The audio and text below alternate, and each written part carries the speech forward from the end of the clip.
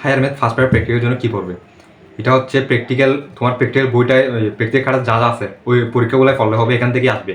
So নির্দিষ্ট দুইটা practical must আসবে, সেটা হচ্ছে 5 কোটি আর 6 কোটির যে প্র্যাকটিক্যালটা আছে ওইটা আসবে, আর হচ্ছে আর একটা ওই যে সরলরেখা থেকে একটা আসে অন্তর্বিভক্তি বহির্বিভক্তি, এগুলো আসবে। তাও সেফটির জন্য আরেকটা এক্সট্রা পরে যেতে পারো। তো এই তিনটা মোটামুটি তিনটা প্রিপারেশন নিয়ে গেলেই হয়ে যাবে। আর অন্তর্বিভক্তি একটা ফলে দুইটা বহির্বিভক্তিও পড়া হয়ে যায়, আর 5 কোটি 6 কোটির মধ্যে একটা ফলে দুইটা হয়ে যায়। তো এখান থেকে মোটামুটি এই যদি তিনটা পড়ে যাও তাহলে মোটামুটি ক্লিয়ার হয়ে যাবে।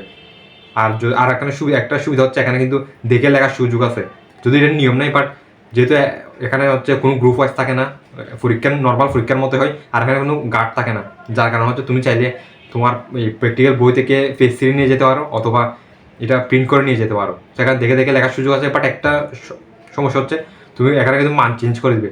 সো তোমার প্র্যাকটিক্যালটা কিন্তু ভালোভাবে পড়ে যেতে হবে, কীভাবে এটা বুঝতে হবে, না বুঝলে কিন্তু তুমি মানগুলো কিন্তু বসাতে পারবে না। আমি নিজে যেটা ভুল করছি সেটা হচ্ছে আমার প্রশ্নটা তুলতে ভুল তুলছি, তারপর হচ্ছে আমি মানগুলো বসাতে অনেক কষ্ট হয়েছে, আর গ্রাফগুলো একটু প্র্যাকটিস করতে হবে, কারণ গ্রাফের মধ্যে মোটামুটি জানালা হয়। সো তুমি যদি 2 থেকে 3টা প্র্যাকটিক্যাল যদি থেকে পড়ে যাও এবং এটা যদি প্রিন্ট করে নিয়ে যাও তাহলে এনাফ, আর বেশি কিছু পড়ার দরকার নেই।